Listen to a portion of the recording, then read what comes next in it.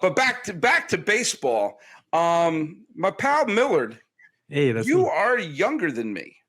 Slightly. You were born in the year of our Lord, 1998? 97, close. 97. Okay, so Mhm. you were born. So you've never lived in a world where the Marlins were not a World Series champion. Okay, I got it. Mhm. So someone roughly your age is Mr. Juan Soto, Mhm. who is an outfielder for the Washington Nationals. Now you're doing great. You host a podcast. I try. You're affiliate. You get paychecks from the Arizona Coyotes.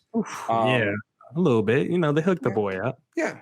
Juan Soto this is now his 5th major league season. Mhm. He's been a batting champion. He has led the league in OPS 3 times.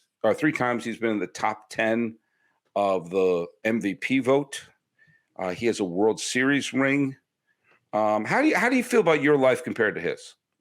I don't know if it's as glamorous as his. I don't know exactly how he lives his life, but you know what? That's a lot of pressure. I got a little pressure doing the podcast. I got listeners, but watching, having 20,000 people in the stadium and then viewers on TV, that's too much. That's a different level. So you know what? I feel better being behind the mic right now. Yeah. Juan Soto hit 3 home runs in the 2019 World Series. Yeah, I don't want to do that. Okay, now I'm bringing this up for this reason. Okay, he's still a young dude, much like you. He's a young dude. And the Nationals winning the World Series, we made a little hint about when Cleveland won the NBA title, what a huge moment that was for Cleveland. When the Nationals won, that was a huge moment for Washington fans who had not seen a championship since the Redskins. I think it was in 91 or 92. Forgive me, I don't know Super Bowls as well as World Series. It was the first World Series title for a Washington team since the Senators in 1924. The Negro League team, the Homestead Grays, played their 1948 championship season in Washington. So you can point to that, but even that's a long time ago. So they've dismantled most of that Nationals team that won in 2019. Most of the players there are gone. Mm-hmm. Soto is there. And there was a lot of rumors of whether or not Soto would be trade bait. And now the rumors coming that they were going to sign him to a deal that is going to keep him in Washington until the heat death of the universe. Okay. And I have some thoughts of that. I'd like to hear your thoughts of that first, because we may have some disagreements on this. But I want to know your thoughts of Soto being offered what is apparently a 12 or 13-year deal. Yeah, it seems like it might be around 13 for 425. It sounds like it's going to be a massive extension for Soto. He's 23 right now, so that might take him to like his age 39 season. And overall, the idea of long-term 36. He'll be 36. See, Sully, that's why you're the teacher, man. That's why. That's right. That's why I don't do. Yeah, so 36. That's not too bad of an age. They don't just let anyone into Cal State Fullerton. Okay, it's the Harvard of Orange County. And they do almost let anyone into Arizona State, baby. Oh. That's where I went to school. Hey, forks up. But yeah, for Soto, I'm okay with a 13-year deal if you're that age. If you're 25 and younger, a 13-year deal is okay, because I think at 36, you can still be a productive player. Because I think most of the time when you hand out a 10-year deal, like if Judge is looking for like a 10-year deal, like those last 3-4 years on the deal is going to be terrible when he's in his late 30s, early 40s, because we've seen those deals like with Albert Pujols and other guys who are just like, get me out this contract at the end. The Alex Rodriguez's of the world as well. And so overall, the idea of long-term deals is something I'm not a huge fan of unless you're 25 or younger. And I think for baseball, because my thoughts are not just really on this, pertain to Juan Soto. It's about baseball in general, because I think for baseball, they need to maybe go the NBA route when it comes to contracts and maybe put a limit on how long you can sign somebody. Maybe you shouldn't be allowed to do 10 years. Maybe you can only do 5 to 7 year maximum when it comes to players, because one thing that I think baseball would benefit from is the drama and the narratives that we have during the season when it comes to contract situations and disputes. Because one of the great things about Aaron Judge's season is not just the fact that he's having an MVP year. He's having an MVP year during a contract year when he can just walk away from the New York Yankees and they won't get anything in return if that happens. I think in baseball, to increase the drama, to increase the the, just some of the nature of the talking and the gossiping around the sport. I think they need to do short-term deals, because once Juan Soto signs that 13-year deal, there's pretty much no more Juan Soto's discussions, except unless it's on the field. But there's not going to be many off-the-field discussions. There's not going to be any rumors or where's Juan Soto going to go next. Like, that's a lot of the stuff that drives the NBA and the NFL, all that off-season chatter that we discuss. And for baseball, like this past offseason, the free agent frenzy, it was a great time, mostly because we had the lockdown. So all of it happened really quickly, but there was also a ton of free agents, a ton of great players on the market, like the Freddie Freemans and the shortstop market. So I think if you have shorter contracts, we'll get better players on the free agent market. We'll get more offseason chatter, and we'll just get more people talking about the sport of baseball, more eyeballs on the sport. And I think that's something that baseball needs. I love the rumors and I love the gossip when it comes to sports, and we just don't have that enough in baseball because of these freaking 15-year deals that people like to sign. I'm conflicted. I'm conflicted because I can see both sides of this. On the one hand, I do like having the continuity of the stars staying with their teams. Mm-hmm. The Trout's going to be an Angel. Votto's going to be a Red. That what are some of the other like big ones that obviously it's tough off the top of your head. You're like, my guys do move, huh? But you do have moments like Mookie Betts being dealt from the Red Sox to the Dodgers, which still drives me crazy that the Red Sox suddenly became cheapskates. And you can have a player sign a big-ass contract. Not sure if I'm allowed to say that word on this. I went deep there. May have to throw in a beep there. For the Giancarlo Stanton signed that gigantic contract extension with Miami, only to have him be flipped to the Yankees. So I like having continuity of stars with their teams. I do. It does make the offseason a lot less intense. I mean, just keep in mind, in 1992, after the 1992 season, both Greg Maddux and Barry Bonds were free agents. Wow. The greatest pitcher and the greatest hitter of the 1990s were free agents at the same time. A few years later, Randy Johnson was a free agent along with Kevin Brown. Now, before anyone laughs at me throwing Kevin Brown in there, Kevin Brown's peak was unbelievably high. I'm going to Google him.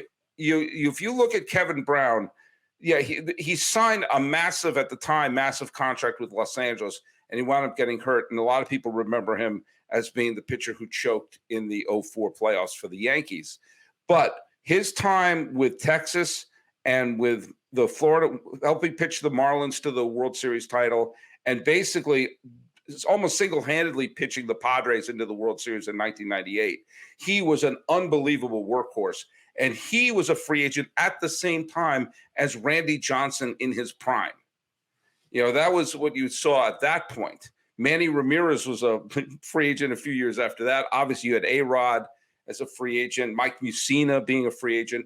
You did see a lot of the big market teams gobble a lot of those players up, but that did put a bad taste in the mouth of a lot of fan bases. San Diego and Miami get to the World Series. They're called Florida then, for those who are going to correct me. And then they have to immediately dismantle the team because they can't afford it. There's a part of me that likes to see stars stick around for the continuity of it. I have a thing that says if you stay with one in the free agent area, if you stay with your team for 10 years, you can't ask for a minute after that. A fan base can't complain. Why are you gave us 10 years. After 10 years, you can go do whatever you want. Now, and I think teams kind of realized that the value that you're going to get, if you try to trade away a Juan Soto, for example, you're not going to get the value, Juan Soto's value back. I'm going to use like a hypothetical. Let's say a team has someone like a Paul Goldschmidt, and they know they're not going to be able to afford a Paul Goldschmidt. Wow. And then they wound up trading Paul Goldschmidt. You're never going to get the value back for Paul Goldschmidt. Could you understand a situation like that? I think I could understand it a little bit. I think that one's hitting a little bit close to home. It's why Do you feel shivved? Do you feel shivved right now? I feel like I just took more than a shiv. I have like an axe in my back right now, Sully. So you can continue with your analogy if you want, Paul Goldschmidt. I do, and I think that a team like Washington realizes that whatever they try to pay to replace Juan Soto's production, they'll never get back in return. Yeah. Also, taking a peek at the Cubs had a team that won the World Series. I thought they were going to keep someone. I thought they were going to keep Bryant. I thought they were going to keep Bryant as here's the guy you can cling to come back, or either Bryant or Baez. I thought they were going to keep one of those two. And they didn't keep anybody. They just put 2 sticks of dynamite on the team and blew them up. And the Nats are going to stink for a little bit. Mm-hmm. They need to have someone for the fans to cling to. The Giants did that pretty well. They kept Posey and Belt and Crawford around for the fans said this team stinks, but I recognize them. Soto is going to be an elite player for the next 5 or 6 years. And if the team is smart, it should take about 3 or 4 years to rebuild the team. And Soto will still be a productive player. And because there's a universal DH, which I fought against, but it's there. I'm going to stop screaming against the Tides. He could probably continue to be a solid hitter at DH, provided he doesn't have any catastrophic injuries for the next, towards the end of the contract. And for Nationals fans, there's our guy. That guy helped us win the World Series. So I understand why they would. Judge is a different animal altogether. Mm-hmm. Because he's older. Yeah, he's older. And he has had more injuries. If he leads the Yankees to the World Series title and shows up next year as a Met or a Red Sox, that'd be tough to swallow.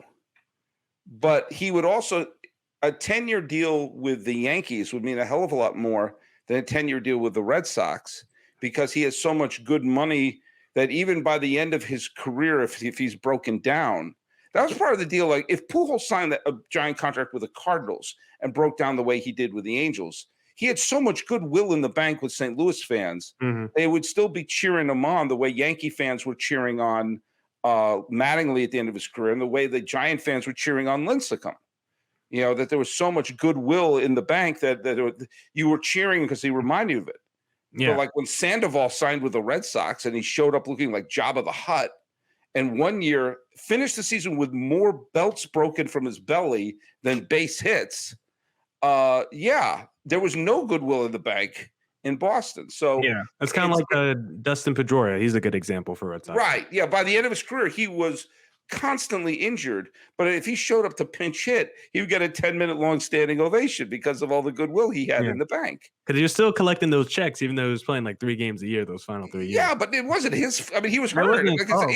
His ankle snapped, But he was like, he kept doing I'm going to come back, guys. Oh, here goes another surgery. I'm out again.